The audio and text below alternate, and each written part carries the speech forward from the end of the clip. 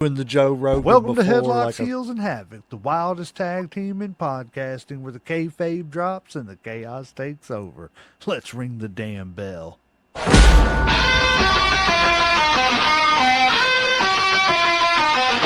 Headlock fight, heels on the prowl, dropping elbows, hearing ground, feel the foul. No script here, just real, no bluff. Kayfabe crack, now the dirt gets rough. Headlocks, heels, havoc in the zone. Stepping in the ring, chaos at your home. No filters, no mask, just raw bare tone. Wrestling unscripted, we on the throne. Title bells, mic checks, crowd going crazy. Drop truth bombs, leaving lines feeling hazy. Beyond the kayfabe, past the charade, where legends are born and stories get made. Headlock, stop it, who's hitting the mat? Welcome to the Havoc where the real talk's at. Tune in, step through, leave the fake at the door. Headlocks, heels, havoc, now hear the roar.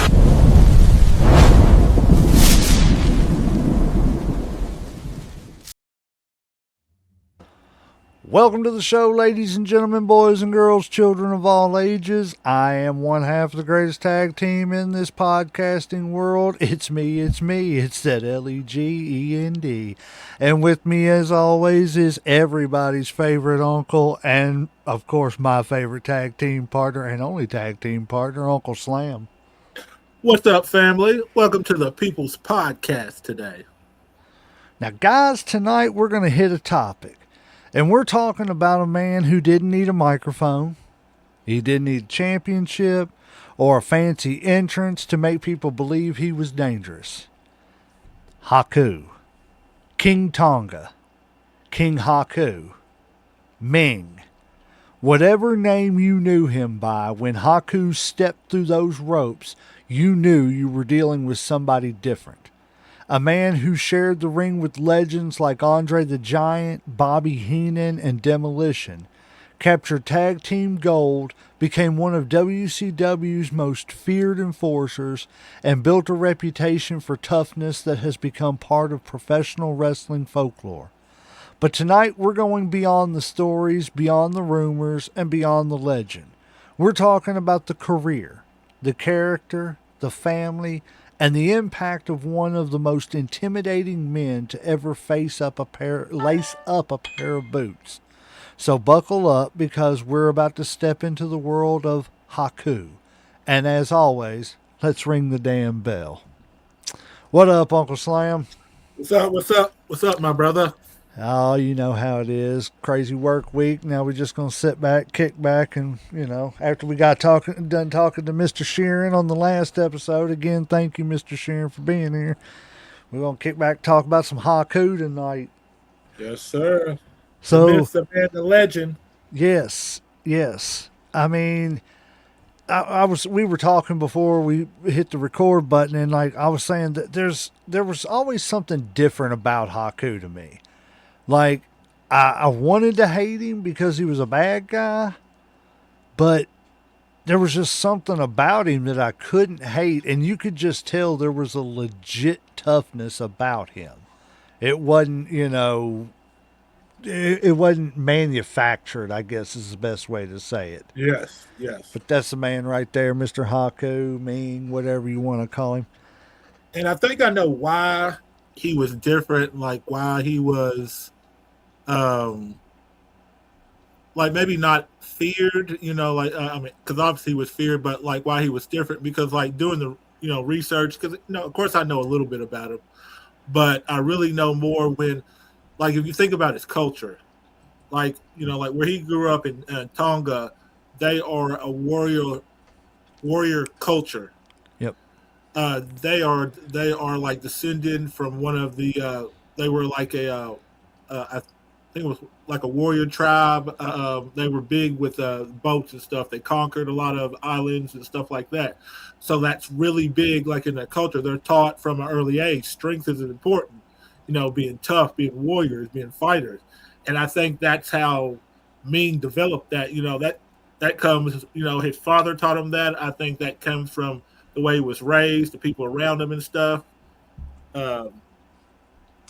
So I think that was one of the things that set him apart from everybody else, just the warrior mentality, his family, his heritage, all that stuff combined. It is really cool how that plays into, somebody's background, especially in a combat sport like professional wrestling. Yeah. Yeah, he was. I don't know. There was just, like I said, there was just always something different about him to me. But let me give you some facts here about him. Haku was born in the Isle of Tonga. I'm not even going to attempt to butcher the name of where he was born because I don't want to disrespect his people, him, because I definitely don't need him coming after me, ripping my teeth out. I was going to say, are you going to at least try to pronounce his name? I don't know. Probably not. I mean, yeah, I'll do it, but please don't kill me if I mess it up, Haku, please. I promise I don't mean any harm. But he was born on the Isle of Tonga on February 3rd, 1959. His real name is Tonga Uli Uli Fafita. And if I'm butchering that, I'm sorry. You probably are, but it's okay. We probably are. Right. Haku began his professional wrestling career in 1978, giving him an extraordinary long career, same year I was born.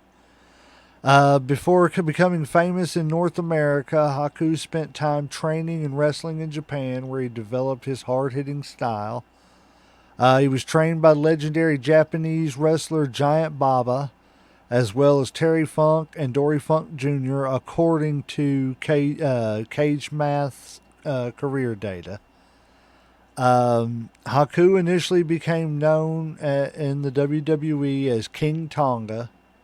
Later, he adapted the name King Haku, becoming the WWE's one of WWE's prominent villains during the 1980s. He was part of the Heenan family, but people forget that he was also in a tag team in the WWE called the Islanders. And he was tagged with Jacob Fatu's dad, Sam Fatu, known as the Tonga Kid. Didn't he team up with Andre in the WWE too to form the Yes. like colossal connection or something? Yep, that was later on. Okay. Yeah, that was after he had his King run, and he. Oh well, here it is. It says right here, Haku became part of Bobby the Brain Heenan's Heenan family, one of the most famous manager-led groups in history. Haku teamed with Tama. He was called in the WWE, but he was also called the Tonga Kid. That's Jacob Fatu's dad. As part of the Islanders, the team became a notable part of WWE's tag team division. One of Haku's biggest WWE accomplishments came when he teamed with Andre the Giant as the Colossal Connection. Let's see. Haku and Andre defeated Demolition for their WWF Tag Team Championship. Colossal Connection lost the titles to Demolition and ended the team's championship reign. That they also split up that match because Andre was leaving and because of his back, and he turned good guy again before he left. Do you know why they teamed them together though? Why they put Andre and Haku together? So that Andre didn't have to work so much. Exactly. A lot of people didn't know that. I mean, because he was suffering from that giganticism so much, and it made his career a lot longer because Haku could do most of the work, and Andre would just step in at the end or whatever. And that's one thing you do have to commend for all the bad things about Vince McMahon. It's one thing you do have to commend is he found a way for Andre to still make a little bit of money. Oh yeah, and mask up what he couldn't do. Yeah. Let's see. Haku later moved to WCW, where he became known as Ming. His Ming character was presented as an extremely dangerous enforcer and became one of WCW's most intimidating performers, as usual. Ming became WCW Hardcore Champion, adding another major singles championship accomplishment to his resume. I'm sorry, but I don't see that as a major championship. It was WCW's version of it. If I'm not mistaken, he was also tag team champion with the Barbarian too. Yes. In WCW. Did you know that the Yes, like do you know Barbarian was actually one of the people that like went to Japan with him, like when he was younger, but he went under a different name. Yeah, can't. they've been Yeah, friends for a long time. yeah. I can't pronounce his name. I think it's Scylla. No, I ain't even gonna try. I'm not gonna mess Nope, up. not The even do Barbarian. That's all I'm gonna call him. The it. Barbarian. Okay, Barbarian. because I don't want to mess it up. I don't want to disrespect that man like that. And if I'm not mistaken, he comes from I don't want to. He comes from an island culture too. Yeah, I think the same. I think the same country, ain't it? Is it Tonga? Yeah, I'm I'll pretty have to. sure. Yeah. I'll have to look it up. Emily says, "Hey, hello, Emily." So what's up? Let's see. A few more facts, and then we'll just get into some general conversation. Haku's wrestling style was built around power, striking, toughness, intimidation, rather than flashy athleticism. Two of his best known signature moves were the Tongan Death Grip and the Tongan Spike. Haku made a surprise return to WWE in the 2001 Battle Royal Rumble, making one of his final major WWE appearances. Haku is the father of Tama Tonga and Tonga Lau, both of whom became major professional wrestlers themselves. WWE specifically identifies both men as Haku's sons. The Rock has publicly spoken about Haku as an important figure in his life, referring to him as Uncle Tonga. Rock has credited Haku with helping him when he was beginning his wrestling journey and described him as a family man and a champion. Um, Something really interesting. Haku's reputation for toughness became so legendary that it almost overshadowed his actual wrestling resume. WWE itself has acknowledged that stories about Haku's toughness became part of wrestling folklore, while also noting that some details may have been exaggerated over time. But, I mean, I don't know if any of them's even kind of true. I'm glad I didn't have to experience I don't anything. know. I would go talk to Jake the Snake Roberts. I would talk to Ric Flair and Hulk Hogan, Yes. and then see what they say and shit. Because from what I've heard, they were there. Because at one point, I'm pretty sure he made Jake the Snake saw some shit that made him go to his hotel and cry. From what I read, Damn. like he was that tore up. He was like, I just went back to the hotel and I cried. That's great. And he didn't See, even do anything to me. He did it to I've, somebody else. I remember seeing that story somewhere. I can't remember. It was an interview. I Yes, remember yes, that. Yes. yeah. So let me ask you this, Uncle Slam. When you hear the name Haku, what's the first thing that comes to your mind and why? Um, badass, tough guy, almost almost like the Terminator type deal. You know what I'm saying? It's like I've heard so many stories, and I've heard the myths about him and all the crazy shit that that he's done. So I guess that's the first thing. I mean, yes, I think of him as a wrestler, but I also know he's one of those guys that everybody feared. I mean, I think Andre only feared two people: him and Harley Race. Yep. I mean, that says a lot when a man's like 8 feet tall and he only fears two people. Um, Now, also, I think do I call him Haku or like do I call him Ming? But I think of him more as a Haku than I think of Ming. But I like them. I think more in WCW. See, I think more of him in WWE because of the Heenan family. Now, I know he probably had more accolades in WCW than he did WWE, but there's something, I don't know. To me, he was always like a key figure of the Heenan family.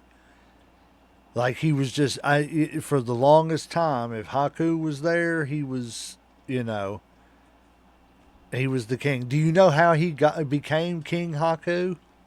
Harley Race had to give up his crown, and they just gave it to him basically. Yep. He never won a King of the Ring tournament or Yeah, nothing, but which is kind of funny. are you going to tell him? Are you going to take it from Haku? I'm not trying to. Exactly. I'm not either. So if he wants to be king, I'm That's not it. taking shit from that man. Yes, sir. You're king. So, do you think his reputation is like one of wrestling's toughest men? Like, kind of overshadows how good he actually was as a professional wrestler. I think yes. I think like the stories. I think it outshadows a lot of stuff about him because, like, from doing a lot of research, he was a big family man. Like, he was a gentle guy. Like, the only time he ever stepped out of line was when people disrespected him or messed with his friends.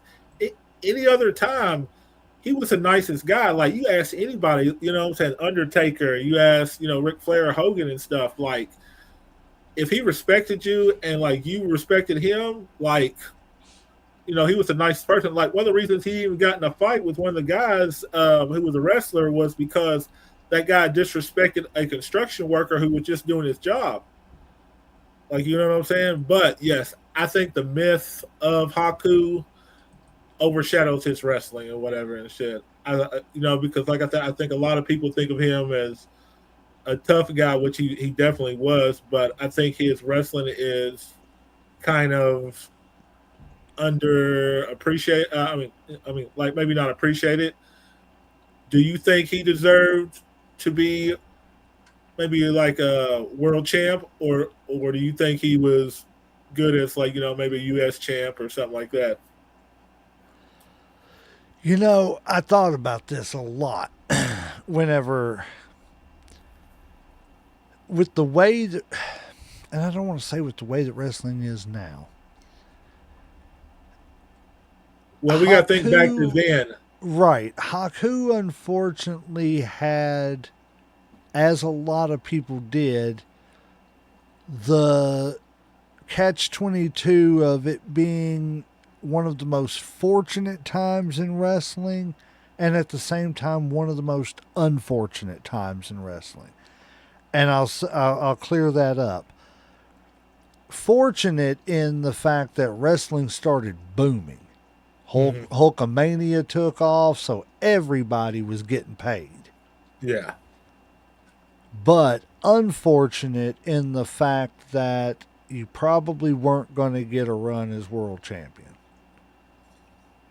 You know what I'm saying? It was going to Very be few people. Yeah. yes, and I think, but I don't think he cares either because it said, he's not somebody that needed a championship to be dangerous. I mean, people talk about Sean and people talk about gentleman Chris Adams and all kinds of different people, but man, that dude had a super kick on him too, man. Oh, hell yeah. To be that big dude, man, look at that. That dude, he was getting jacked up. But yeah, like He was doing that shit in real life. What are you talking about? right, right.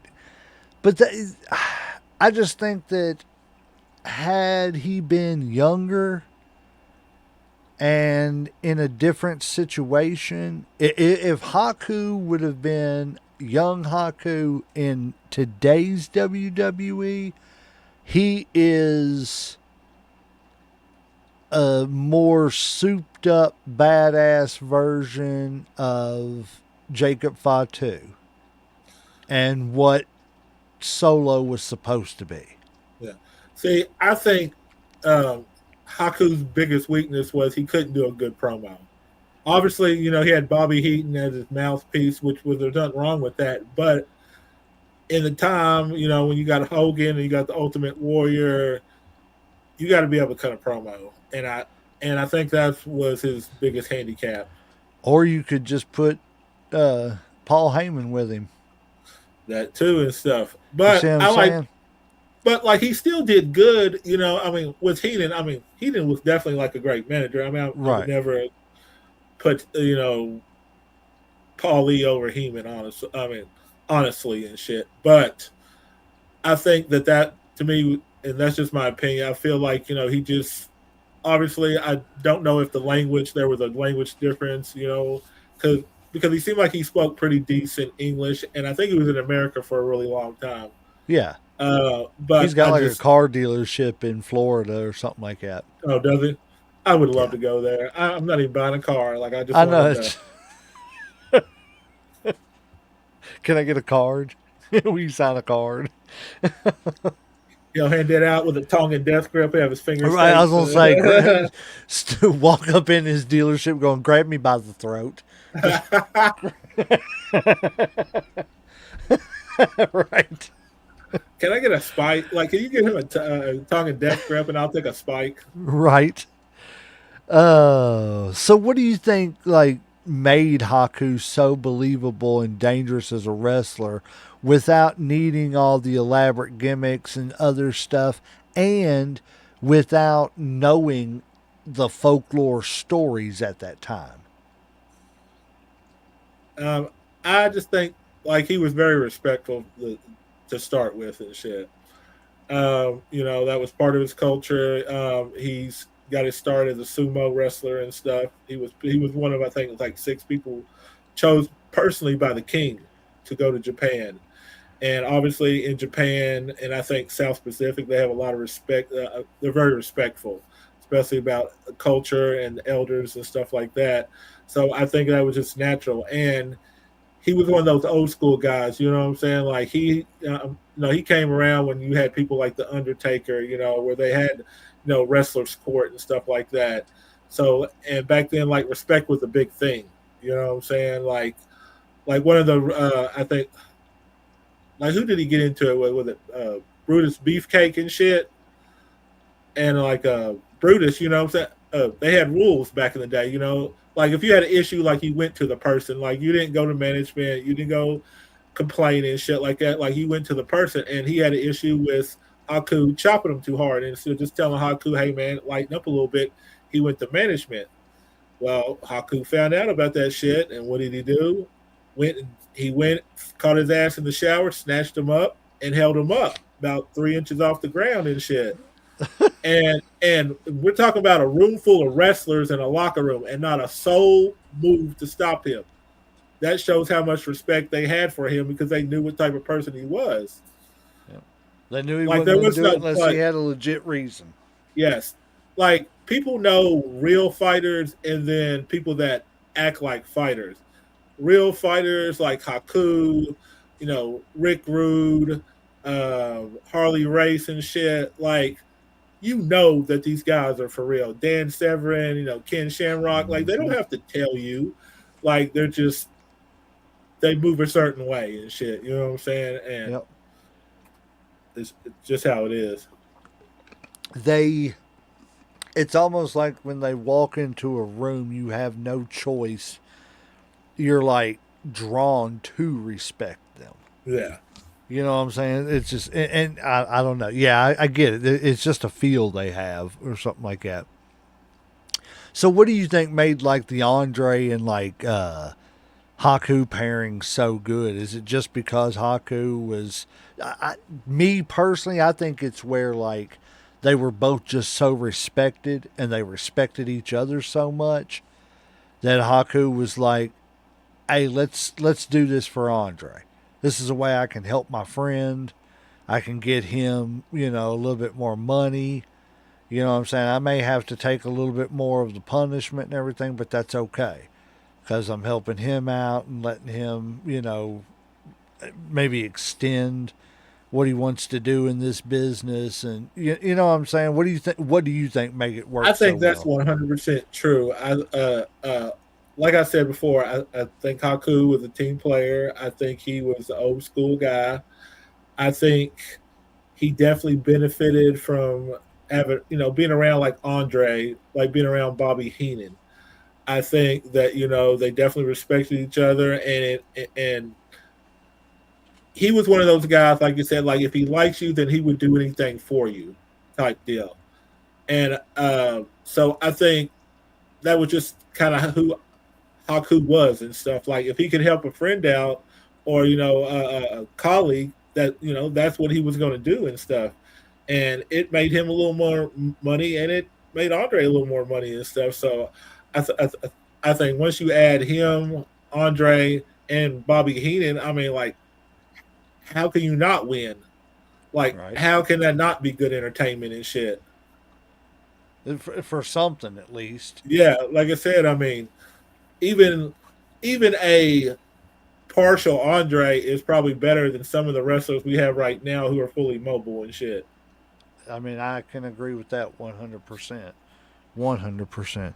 So, do you think Haku, like when he was a single star, was underutilized? You think he should have been like at least a intercontinental champion? I'm gonna throw that question kind of back at you and everything. Yes, yes, I do. Like, I feel, like I said, I think his biggest weakness was the promos, but I think he obviously came in at a time, like you said, there was a lot of heavy hitters, there were a lot of big stars.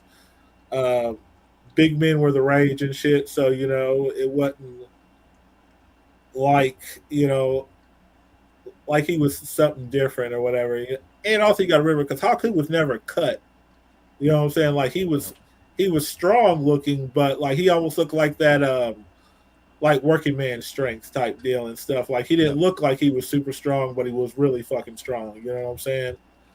Uh, because he wasn't that big, swole, Ultimate Warrior, Hulk Hogan, uh, bodybuilder type and stuff. But yes, I felt like because I felt like he was a good worker. I think they could have done more with him. I think they should have. I don't know why. Um, Maybe it was the language barrier. Maybe it was because he was kind of stiff. But I've also seen him, help other people out, and obviously Brock Lesnar, wasn't the biggest talker and shit, but he got by with somebody like a Paul Heyman and shit, and he took him far. So maybe they just dropped the boat with him or whatever. But yes, I definitely think that Haku should have been at least an intercontinental. Like maybe not a world champ or whatever, but I think he should have been in the at least challenge for one every now and then, which I think he did, but I think he lost every time. Um, I think was it Sting in like WCW, like he went for one, or was it He, Ric Flair? if he did, I don't remember it, but that. There was also that time period right there where I wasn't really watching any wrestling. So, and Well, like you said, it could have been like a one-off pay-per-view. yeah. Well, I know towards the end, like he was a hardcore champ in WCW, or Yeah. because he was the last one, like before they closed. Because I think he won it, and then a couple months later they got bought out or whatever. But yeah, he definitely should have got a little bit more, man. Come on, U.S. champ, man, Intercontinental, maybe not a world, but Honestly and truthfully, I think of, we touched on this earlier. I think of him more of the WWE or WWF at the time. mhm. Um, but honestly and truthfully, as far as like, I don't know how to say it. When I close my eyes and I think of Haku slash Ming, Yeah, the first thing I think of is those purple tights with the king crown on them. yeah, The barefoot with the wrapped ankles and yep, stuff and yep, yep, everything.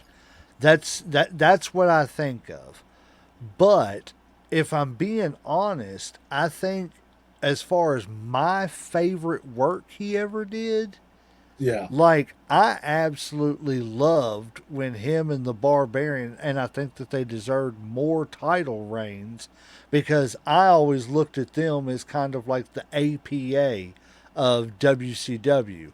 But the yes, Faces of Fear, man, yep, they yep, were a badass tag team, yeah. man. That big boot from the Barbarian, man, that's one of the greatest big boots of all time.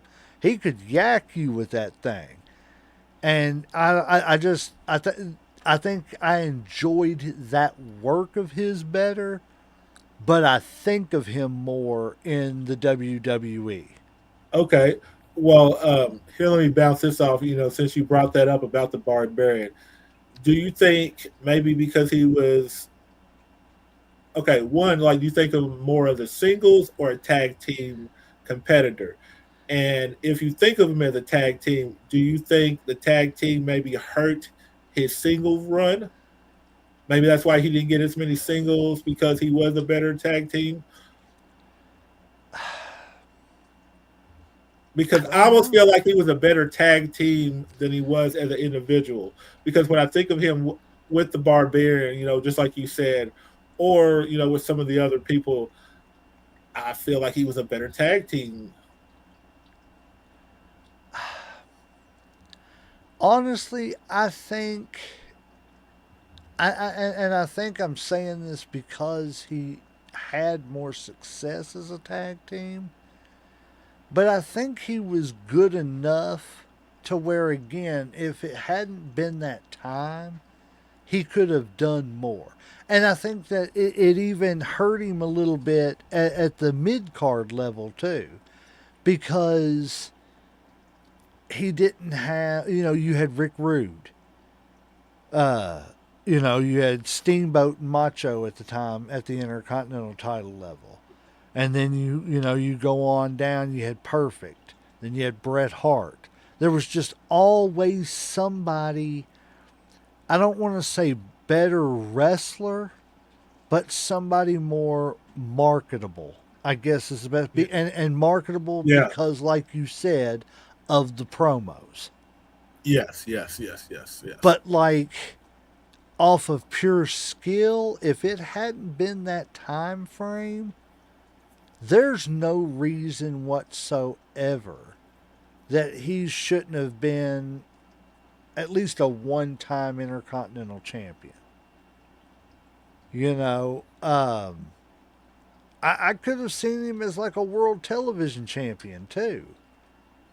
But I think that his best work was done as a tag team. See, me too. And it's no, because I think he could do it all. I really do. I don't think he was. I don't think there's any question about how good he really was.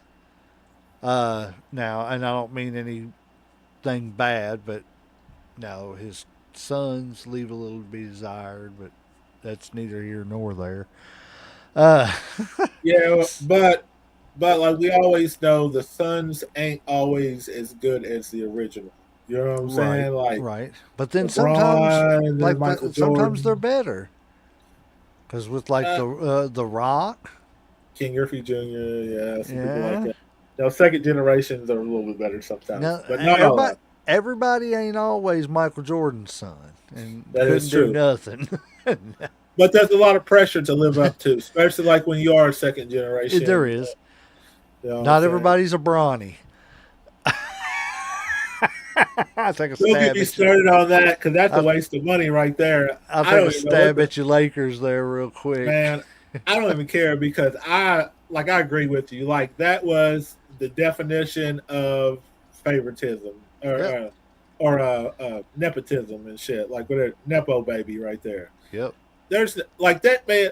I just looked at his stats the other day because I'm debating with this guy about who's better about LeBron or MJ and shit. And he brought up, we're talking about the Suns or whatever. And I looked at his college record. Do you know how many points this man averaged Who, for Brawny? for like Like one three, year? wasn't it like three? Three, Yeah. three. Yeah. What star goes to the NBA and averages 3 points in college? And college is supposed to be the easy part. What the hell you think's gonna happen in the NBA, man? And and like then they just re-signed this man to Yeah. a extension. Man, get the hell wasting money, waste of money. My God, such a waste of his ass need to barely be in the G League. I don't even know if he can make the G League. He's in the Z leagues. Man, like don't even get me started. Like I don't think he can make it overseas. God He's bless. he couldn't play at Rucker Park. He could play in fucking Romania somewhere or fucking China or Singapore, whatever you want to talk about. Uh, But that's nothing here. I mean, don't get me on a rant over there about that shit. he'd be on the bench in Oompa Loompa basketball. Yeah. The Smurfs wouldn't even play his ass. Yeah. Let's see here. Uh, so if you could go back, and we'll get back to Haku a little bit here. So if you could go back and watch one match for the first time, which version of Haku would you want to see? Would you want to see King Tonga, King Haku, or Ming, and why? Well, I remember him most as Haku and Ming. I don't remember the king as much, so I definitely can't pick the king. I would probably go with him as Haku. And you said what, like what match? What match and yeah, as what character and uh why? Ah, let me think. Let me think. If I had to pick, um, I think the earliest that I can remember him would have to be when he was going against Brutus Beefcake back in the day or whatever. But that's not my favorite or whatever. Um, like we said before, I always enjoyed him more when he was with Faces of Fear. So I definitely enjoyed him more whenever he was with tag team. Um, I know, of course, there's the battle royale that they won or whatever back in the day, but I think that was WCW. I don't think that was WWF. So honestly, like I said, I would probably have to say anything that has to do with them as tag team, as far as the Faces of Fear and stuff. See, Um, that's me. I don't think there's really like I can't narrow it down to just one thing. yeah, I don't Like think there is like a standout match where like, okay, that's Haku's signature match and shit. right, But because I think they were all pretty good. yeah, I don't well except for the Goldberg debacle where yeah, Goldberg yeah, tried to kill him. yeah, and then Haku was gonna kill him. Man, could you imagine? Like I need to go back and really watch that match because really all they show the highlights of is like Goldberg like throwing him and almost throwing him on his neck. So I need to go back and really watch how Haku responds after that. You know what I'm saying? And It see was like probably what like, hey man, you only get one. that's it. You only I'm get about yes, I can see it right now. Haku was not in a good mood. Let's see what other questions I wrote down here. Like, you got any questions and everything about old Haku? Let me see. What is the most interesting story that you've heard about him? I probably the one that I was telling my daughter just before we got on the air. I was telling her about how the dude at the bar, was giving them the classic, it's fake, blah Well, blah blah. Just the disrespectful talk and stuff.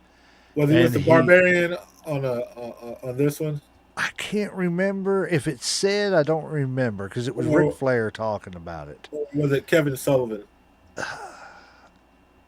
I was watching Ric Flair tell the story. Okay, because because I know Kevin Sullivan had some stories too because he used to work with him or whatever. Yeah, but he said that guy was just giving it to him about it being fake, this, that, and the other. And finally, Haku just got tired of hearing it. And because he got tired of hearing it, he just reached up and grabbed the dude's teeth and just yanked them out of his friggin' head, Oh yeah, man. the two lower teeth. Yeah. I was like, what the I hell, think I saw man? Bobby the Brain Heenan talking about that and shit. That is who it was. It was Bobby Heenan. And it's just like, golly, man, Like, I don't need to fool with things like that. There's just nothing about that I want anything to do with. No, because because imagine like this man's not even on drugs. Like he's probably not even like drunk and shit, and like he can Right. do this type of shit to you. I'm Like trying to see. Oh, go I, s- ahead. I think I saw one story where they talked about he was trying to break up a fight, and I think the police thought that he was fighting, and so they tried to pepper spray him, and he just closed his eyes and pretty much sucked it up. And I think it took what did they say, like 13 cops, and they really couldn't even get him down. It took was it Hogan? Was it Hogan or Flair, like one of the two, because they had to, because it was somebody that he respected and shit that told him that that calmed him down and shit. But yeah, like 13, it was either 12 or 13 cops to try to get him like under control, and they still couldn't. That's crazy. And and I don't even think that was the time that he broke the handcuffs either, because there was one time they put handcuffs on him and he just kind of flexed and they snapped. See, I just that's too much strength. That's But too he much was strength. but he's a gentle giant, like I said, Yeah. because just like I was telling you, like before we got on air or whatever, the story about, I think it was it either it was Jericho or it was Pillman, but I'm pretty sure it was Jericho. He was at I think the story goes that he was at an airport in Mexico, and he was getting harassed by the security or whatever, messing with his stuff, aggravating him and shit. And Haku heard the disagreement from afar, comes running all the way across the airport to get his colleagues back. And they end up fighting all these security guards. And then once guns came out, they kind of settled down. Um, but like that's how loyal he was. He saw his, like one of his people in trouble. Damn anything else. I'm gonna go get my boys back and shit. And he did. Now, luckily, like everything got resolved and like nobody got hurt. I think they had to bribe a couple of people to kind of get out of the situation, but it all worked out at the end. But I think he's one of those gentle giants, kind of like Andre. Like, as long as you treated him fair and with respect, he would treat you the same way. It's the only time you ever heard of him fucking somebody up was when they disrespected him. When Yeah. and like most of the time, like they wouldn't even try to mess with him. They were, messing with his friends and shit. You know? So, and I Yeah, know he how that was feel because that shit's happened to me multiple times. Like I show up someplace and my friends get ready to get ready to get in a fight, and because I'm with him, I'm going to fight by association, and they come after me before they come after him. it's like, I'm damn like, you, I was man, what'd you here to get fight. me into again? I, What did you get me into? and I think that was a lot with Haku. He was just there. They said some stupid shit to him, didn't realize who he was, and he said, Hoko, he said, hold on, here, let me show you. Yeah, I don't need to be shown how But the tough cra- Haku was. but the craziest story I think I read was the time he bit the chunk out of that guy and just spit it out and shit. I don't think I ever heard that one. Oh, what? You didn't hear about that? Hold on. I think I have that shit. Let me see.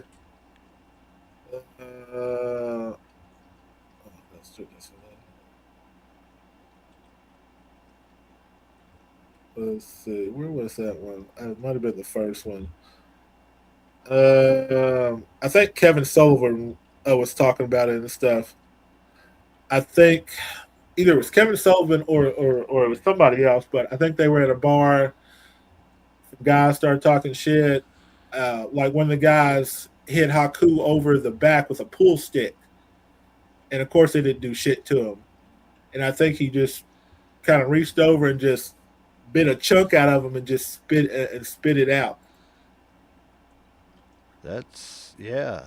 After that, Kevin Sullivan said like he was terrified of Haku and shit. Actually, he Yeah. used to use Haku as an enforcer when people would give him shit in WCW, like when he was a booker.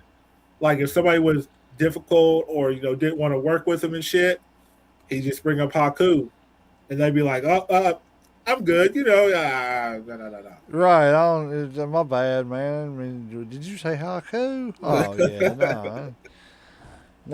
No. I'm good. So, how different do you think Haku's career might have been if the WWE had pushed him like as a major singles champion contender? Not even winning it. Just do you think you could have seen him working with Hogan? I do, but I think because of the liability as far as not being able to cut a good promo, that would have really hurt him. But he could have benefited because Hogan liked to do most of the talking anyway. Well, not only that though, but that was at the time Heenan was feuding with Hogan a whole lot, and Yeah, Haku, I think they could have thrown Haku at him at least once. and and like if we remember, Andre didn't do a ton of talking and shit. Like he wasn't a Right? big speaker. He let his presence and who he was kind of do it. And I think that's the same way Ming could have been. But I don't know if it was politics or maybe it was the time or maybe they had other ideas for him or whatever. But yes, I think if he had been pushed, we could have been talking about him as maybe not the greatest heel, but probably one of the probably like one of the greatest ones. Like I said, not the greatest, maybe top 10 or something like that. I think he could have been one of Hulk Hogan's top 7 greatest rivals Yeah, if they easily. would have pushed him, in the WWE once or twice. Because, I mean, no offense, but and because I hear great things about him, but Earthquake. If you can get Earthquake over, and then you should be able to get Haku over. True. You Definitely know, agree with you on that shit. that's just my opinion. I don't know. I could be wrong. So, what do you think the Haku? How do I ask this? Like locker room presence. Um, what do you think he brought to the locker room that like younger wrestlers could learn from today?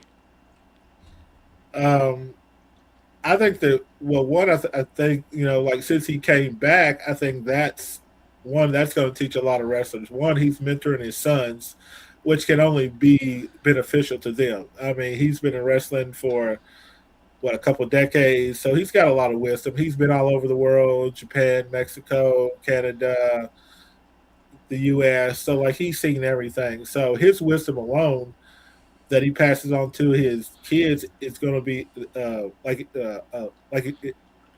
like immeasurable. Obviously, hell, they already won the tag team championship from him just being around right now and stuff. So I mean, now I don't know where that's going to lead, but that's definitely better than where they were. And I like their story more than I like the bloodline right now because the bloodline seems like the same old shit. At least Haku's is like, hey, these are my sons. This is our family. We're not worried about their family. We're worried about our family, Right. and our family is more important.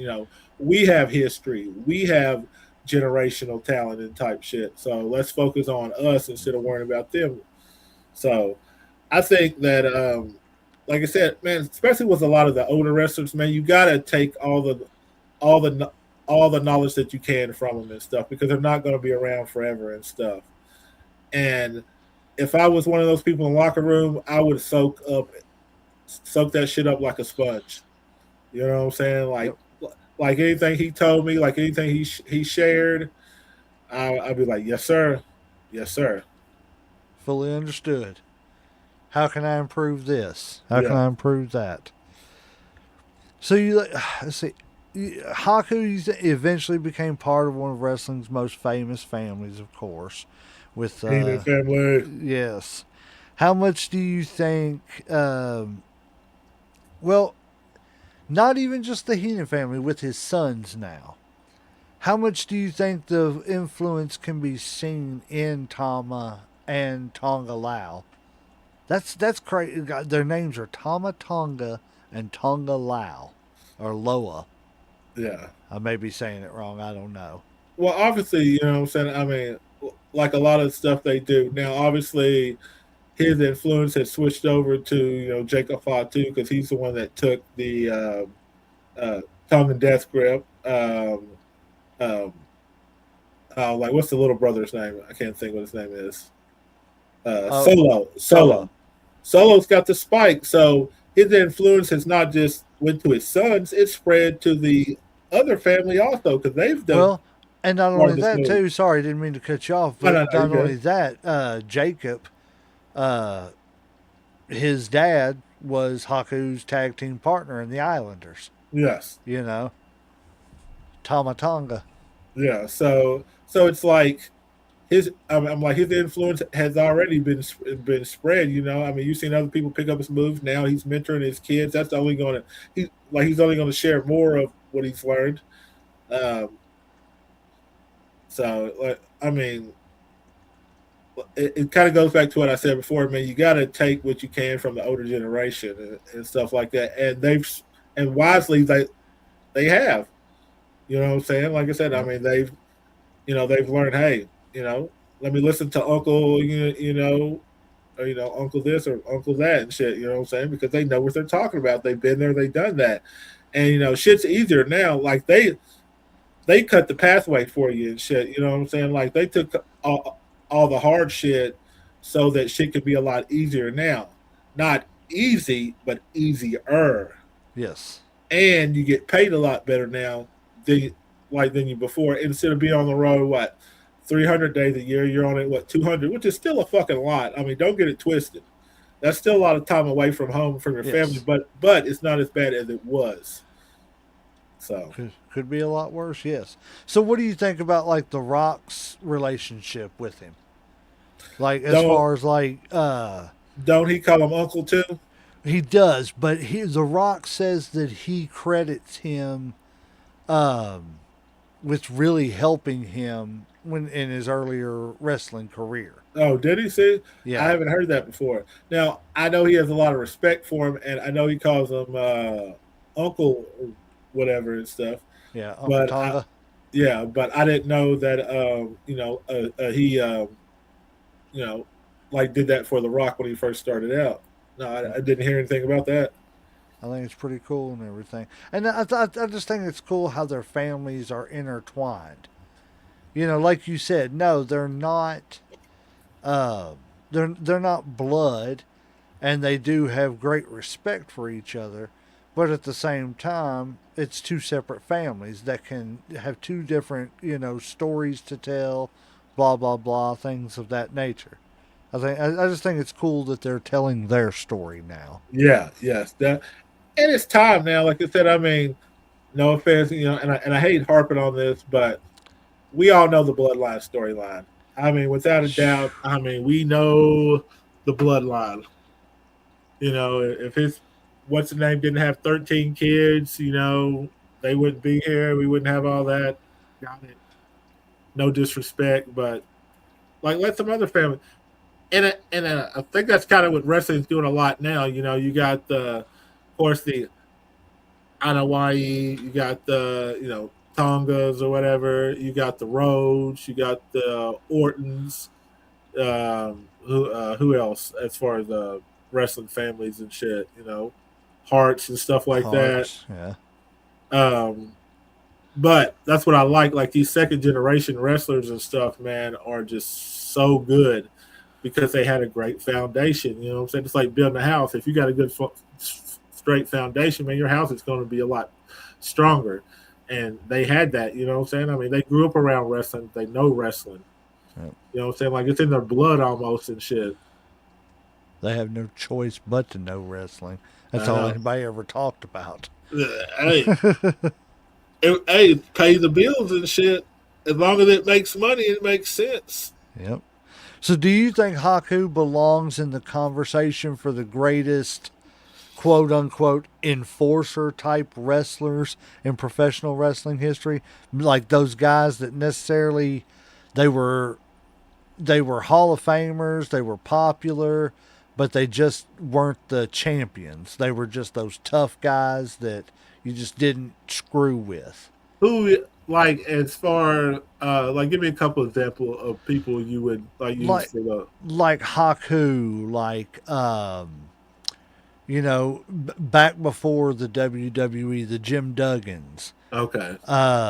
the Big Boss Men. Okay. The guys that were just legit tough guys that were, they were there not to necessarily be a champion or carry, any division, but they were always guys that you knew could be dangerous at any point in time. Where does he rank like among Yes. them? Do you think he's in the conversation for the greatest enforcer type wrestler? Oh hell yeah. Hell yeah. I Like do I too. don't really know like I said, there's only a couple people like when I think of tough guys that come to mind as far as pro wrestling that I know of from my years of experience, and it's very limited because, like I said, it's just from what I know. Haku's always been number one. The only other people would be Harley Race, uh, maybe Andre, maybe uh, Ravish and Rick Rude, and then of course maybe some mixed martial artists like a Dan Severn or Ken Shamrock that was in pro wrestling. Um, I I could probably uh, throw like Steve Blackman in there too because I think he was legit as far as a Yes. martial artist. Um, but as far as all those tough guys, and I don't think there would be a ton of people that would probably disagree, or like you would either be 1A or 1B. I think Haku ranks on pretty much everybody's top as far as being a forcer, tough guy, somebody to fear, somebody that you don't want to mess with, somebody that you want on your side if shit goes south. Like you want that guy in the purple tights and the tape and shit to fucking have your back. Yes. I 100% agree. And honestly and truthfully, I would say he's probably the greatest in that category. I mean, I would say like him, maybe like, I don't know. I don't even know who I would put as a B. I don't know who I would put above him. Yeah. You know, it's just he was tough. He All was right. somebody respected, and he was just don't fuck with him. All right. Here's a question for you. Where do you rank him as far as a heel on your list? Because I don't remember him too much as a baby face, mostly as a heel. Where do you rank him on your list as a heel? Because obviously, he's a Hall of Famer in the WWE and stuff, but I don't see him as one of my top 10 heels, even though he's probably tougher than most of those. But like where do you put him as your top as far as a heel? Like I feel like he was more of a heel in the WWE. I feel like in the other than his stint with like the Dungeon of Doom in WCW, I feel like he was more of just kind of a neutral guy that would whoop anybody's ass in WCW, especially with the Faces of Fear. I feel Yeah. like the only person he was really loyal to there was the Barbarian. Yes. You know what I'm saying? And so it was like, I don't care if you're the heel tag team or the face tag team, we'll fight you. You know what I'm saying? I think that was more of the moniker he had in WCW once he took on the tag team. But like, I feel like he was a more of a heel because mainly because of his alignment with Heenan family in WCW. But Do you do you or think he not deserves to WCW, be? WWF. Do you think he deserves to be a Hall of Famer? Yes, most Okay, definitely. But like, I hear, but though what was the original question you asked me about the heel and the face? original question was, where does he rank as Where far does he rank? as a heel? Like, is he top five, top 10, top 15, top 20?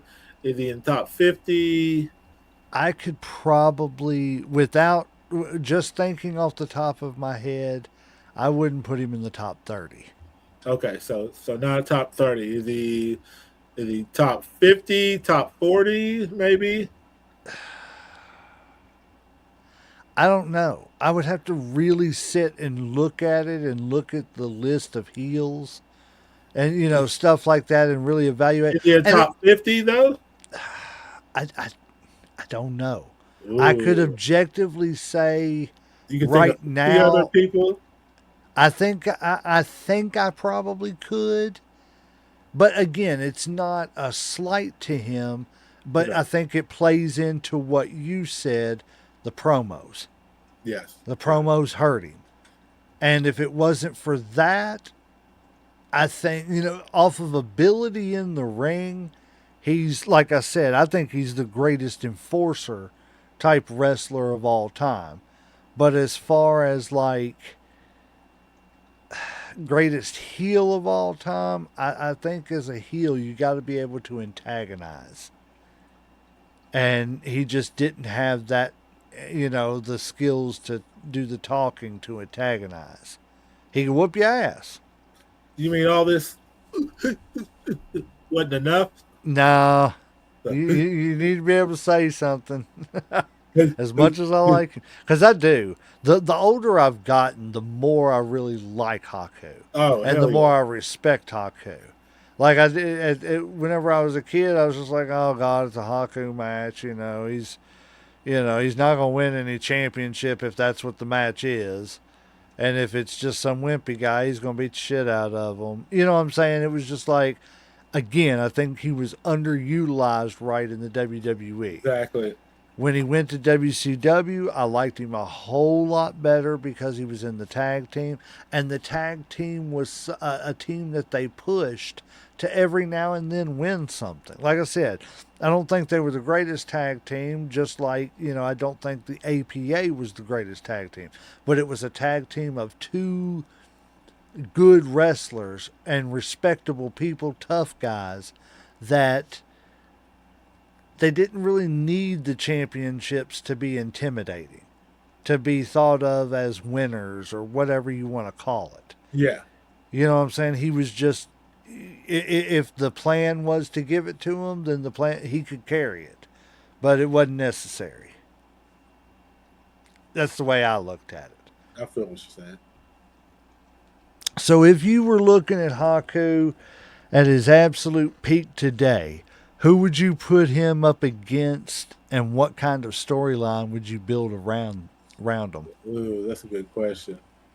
Obviously, I know exactly. As soon as I seen this question, I was like, I know exactly. The two words came to mind.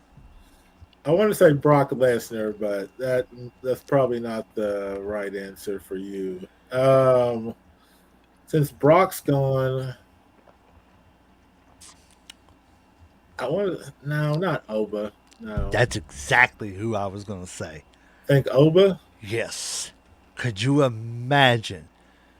You get done with Brock, and then you go straight into a program with Prime Haku to get to legitimize everything. You just you retired Brock and you beat up Haku.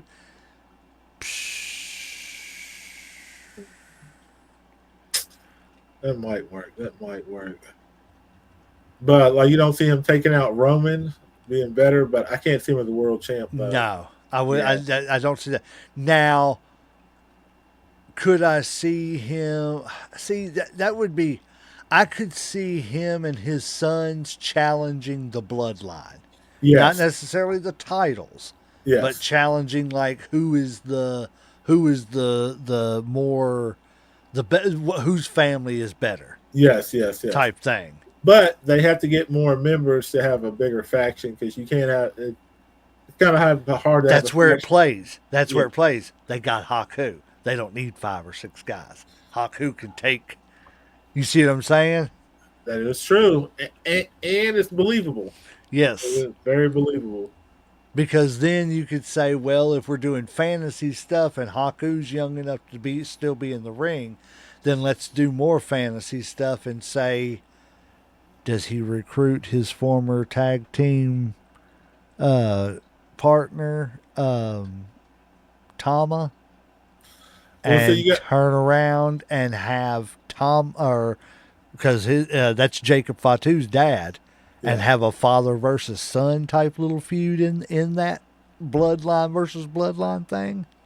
that would work, but you got to be careful because you know how I feel about bringing too many of these old ass wrestlers back out. No. I'm saying we're fantasy, so they're in their primes Okay, okay, at this okay, time. okay. Well, then that's fine. Then that works. Yes, because I don't want to bring back a bunch. I don't want them old. I want I to thought see you were them talking doing. about right now and shit. I was like, oh, No, God, no, no, I don't no, want us no. old ass wrestlers again. Like have that father versus son aspect to it. This, that, and the other. I Yeah, think that it would would be. work good. Yeah, yes. Now, like, is he a playable character on wrestling? Haku. Yes. I cannot remember if they've got him on the game or not. Yeah, I want to say yes. Yes, they do. They've Like got the Barbarian? Haku and The Barbarian? the Tama. Now the Okay, okay. Barbarian's not on there. Hmm. Let's see. Jason Himmel said, "Look, I've been wrestling 34 years and I'm 56 years old in better shape than most of these little 20-year-olds that don't really know how to wrestle. They don't know how to call spots and plan everything out from the time they walk out the door and they get back in. I wrestle to the crowd. All I need to know is the open and the finish, and we will make gold." That's awesome, man. I mean, if you can do that kind of thing, I respect that so much. Because, like, I mean, I've heard stories and stuff about how some people have to script it out and everything. Which, I mean, I've seen scripted out matches that were 5-star bangers, and I've seen matches that were called on the fly that were 5-star bangers. So I think it just plays into what your talent is better. Can you tell You, the difference in a match that's being called and that a one that's been played out? Because I I can't really tell. Like Yeah, it's I was gonna say I personally can't, uh-huh. and that's probably because I'm not an expert. Yeah. But I'm sure somebody who is an expert probably could, or could at least do it more than I could. I don't know, but yeah, I think it's totally cool that you can do that, man. Let's see. Well, when people, this is my last question I had about Haku. So, when people talk about Haku today, do you think they'll remember the wrestler, the character, or the legend? And which one do you think deserves the most attention? I would hope the wrestling would outshine all the legendary bar fights and all that type of stuff because in the end of the at the end of the day, he was a wrestler. Yes, he did do some incredible stuff outside the ring, but he was a professional wrestler and he was a good wrestler. He did it Yeah. at the highest level for a long time. He got to tour the world, made a living, got to feed his families, and that doesn't happen by accident. Like if you're not a good wrestler for years. So, but unfortunately, the bar fights, the nose biting, the taking chunks, the eye gouging, and we didn't even mention that story Right. about popping people's eyes out and then pushing them back in and shit. And I think Ric Flair said he saw that at least twice. Yep. Twice. How do you pop somebody's eye out and then be like, hold on? That's not a question you ask around Haku. He'll show you. Yeah. Come here. Come here, I'll show you exactly how to do it. I'm Oh, not an optometrist either. oh my God. And they say he did it so easily. It was just like, bloop. Yep. Oh my God. Ah. I know it. It's just like I don't know. I can't. But yeah, no. see, like you asked me a simple question about which one, is he going to be known for? And I gave you another story about some crazy shit that he's done. So yeah, that just goes to prove even more that unfortunately the legends first and then the wrestling second. Yeah. And I think and I don't know that. And I hate that that happens, like you said, because he was such a great wrestler. He was one of the. He wasn't a guy that seemed like he was worried about being champion. He just wanted to be a wrestler. If that makes sense, you know what I'm Yes. saying?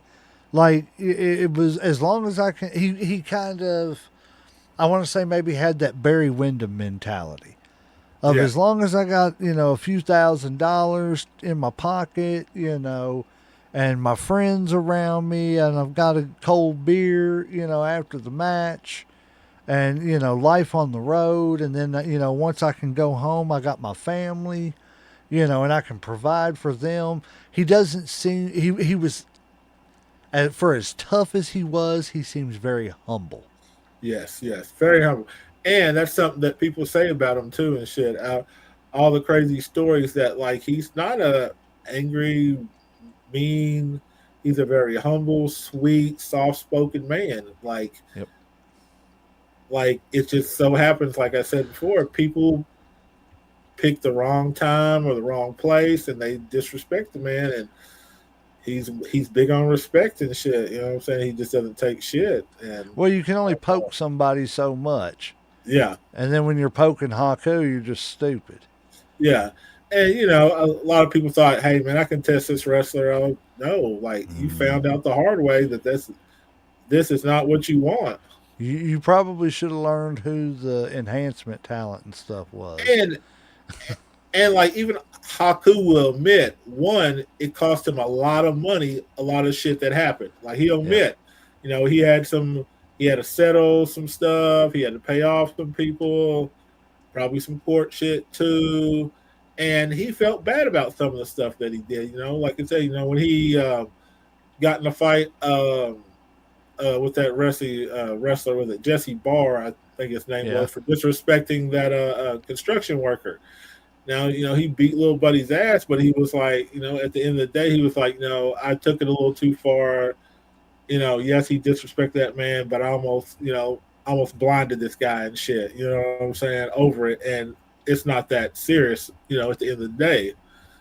So, like, he felt remorse about some of the shit he did, even though some people probably brought it on and shit. So, like, he wasn't a monster. You know, I think the myth is that he was just some mindless monster, but he was a sweet, loving family man. Yep.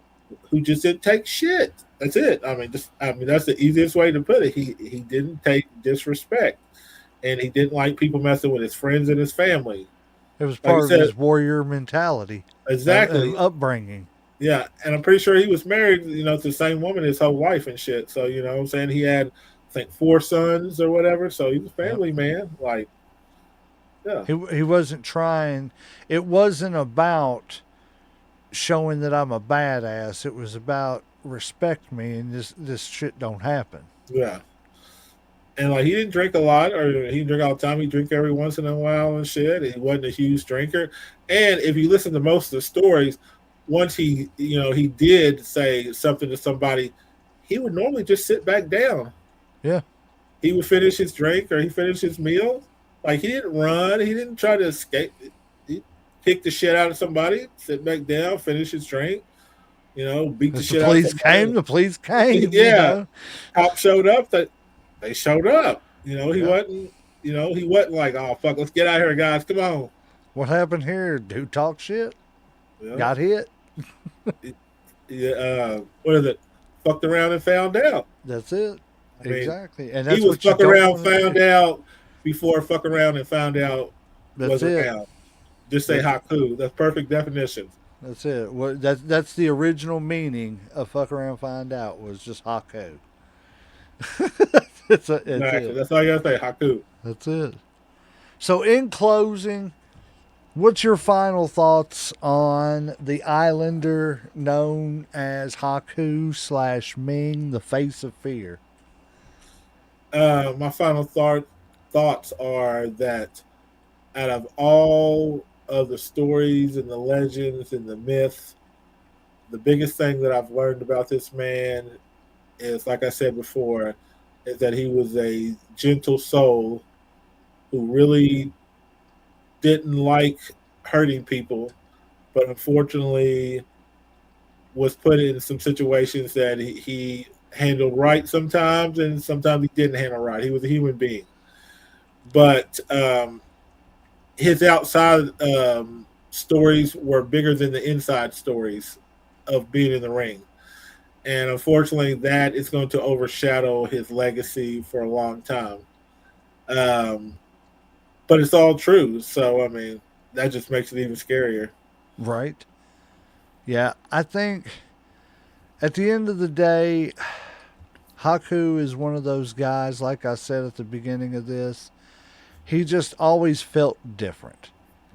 Um, I never understood really the king gimmick, but I also didn't know he had done the King Tonga stuff too, and came in as kind of like an island king Yeah. type gimmick. So I guess it kind of made sense once I figured it out. But there always just seemed to be something different about him. Like I said, there was a legitimacy to him without him having to talk. He didn't have to go out there and scream and yell, but he didn't have to go out there and say anything either. He just had to go out there. And when he went out there, you knew that, well, Haku.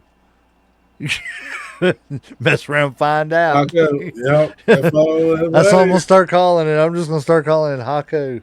He's like, man, he Haku, didn't he? Yeah. He straight up. And found out. Yep, Yes, sure sir. did. He Haku'd all day long. Yeah, man, I don't have anything else, man, other than the fact that I think he deserves a lot more respect. Do I think he's definitely a Hall of Famer. I don't know if he's like Well, they put top. him in the Hall of Fame in what, 25, I think? I think so. 2025? Yeah. 'Cause he's But been in it's there- it's like he deserves the Hall of Fame, but I don't know if he's top 50, top 60. You know, I don't know where he ranks. I know that he's somebody that I would have to look at it and really digest, you know, where I would rank him and stuff and everything. But there's no doubt in my mind that Haku / Ming is a legend in wrestling. Definitely carved a path that will be hard to ever, you know, fill the shoes of for his sons. I hope they do.